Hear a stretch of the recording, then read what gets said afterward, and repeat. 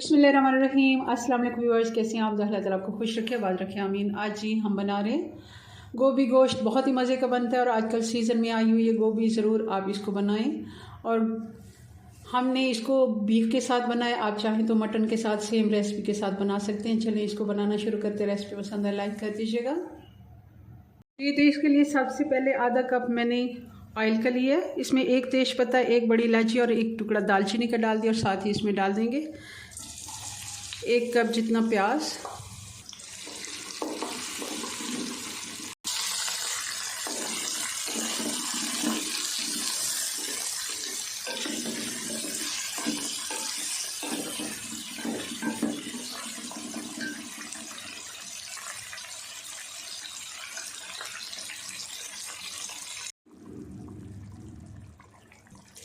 आधा घंटा हो गया इसको और गोश्त हमारा अच्छे से गल गया। थोड़ा सा पानी मैंने और डाला था, अब ज़रा सा पानी है, मगर इसी में ही हम डाल देंगे 2 बड़े टमाटर हैं, हरी मिर्चें 5-6, आप अपने टेस्ट के मुताबिक कम भी कर सकते हैं।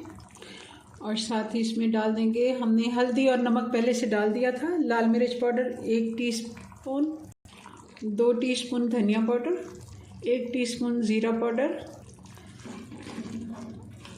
टमाटर अच्छे से इसी पानी में गल जाएंगे। थोड़ी सी आंच मैं तेज़ कर दूंगी।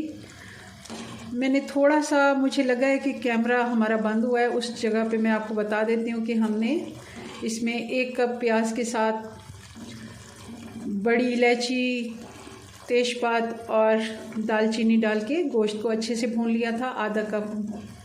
आधा किलो हमारा बीफ है और गोश्त को मैंने 5 से 6 मिनट अच्छे से भून के, तो इसमें 2 गिलास पानी डाल के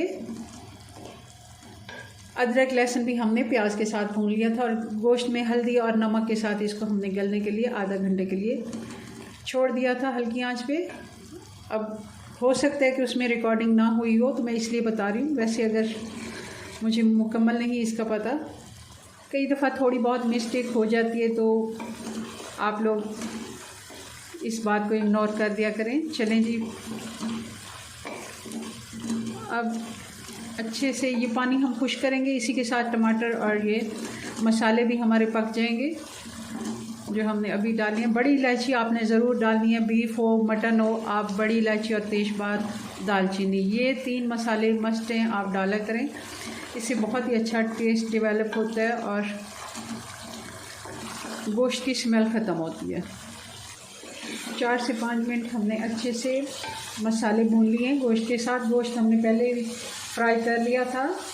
तो अब इसमें डाल देंगे गोभी। आधा किलो गोश्त है, तो इसमें हम 1 किलो का ये फूल था, तो ज़ाहिर है इसकी सफाई वगैरह होती है, डंठल हमने निकाल लिया। तो ये तकरीबन 650 ग्राम जितना बच जाता है। 3 पाव इसको गिनती में हम कर सकते हैं कि आधा किलो 3 पाव बच जाती है गोभी। तो बराबर के ही आप डाल लें, आधा किलो गोश्त है, आधा किलो गोभी। तो आप चाहें तो आलू भी डाल सकते हैं। मैं भी 1 आलू डालूँगी इसमें। 1 आलू बड़ा साइज़ का, बहुत बड़ा नहीं था, मगर हाँ छोटे आलू नहीं था, छोटे से ज़रा बड़ा था, मीडियम साइज़ का आप इसको कह सकते हैं। और मैंने उसको 6 पीसों में काट के डाल दिया। आप चाहें तो डालें, वरना स्किप कर दें। बच्चे वैसे पसंद करते हैं, अगर आप डालेंगे तो भी अच्छा है।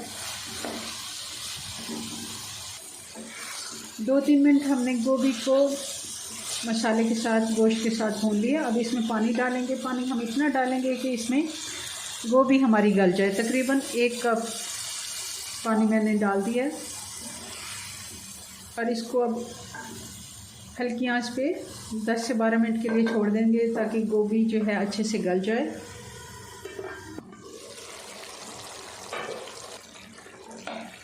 दस मिनट हो गए हैं।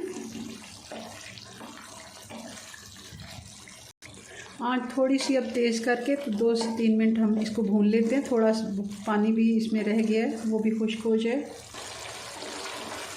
गोश्त हमारा पहले ही गल चुका था। आलू गोभी को मैंने चेक कर लिया, वो भी गल चुकी है। अब इसमें डाल देंगे हरा धनिया मुट्ठी भर के, 1 टीस्पून गरम मसाला डाल देंगे, 1 टीस्पून काली मिर्च कुटी हुई, बहुत ही अच्छा टेस्ट आता है इसका गोभी और गोश्त में।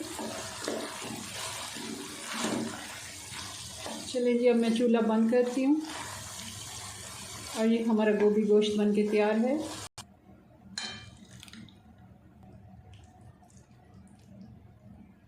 जी, तो ये हमारा मज़ेदार सा गोभी गोश्त बन के तैयार है।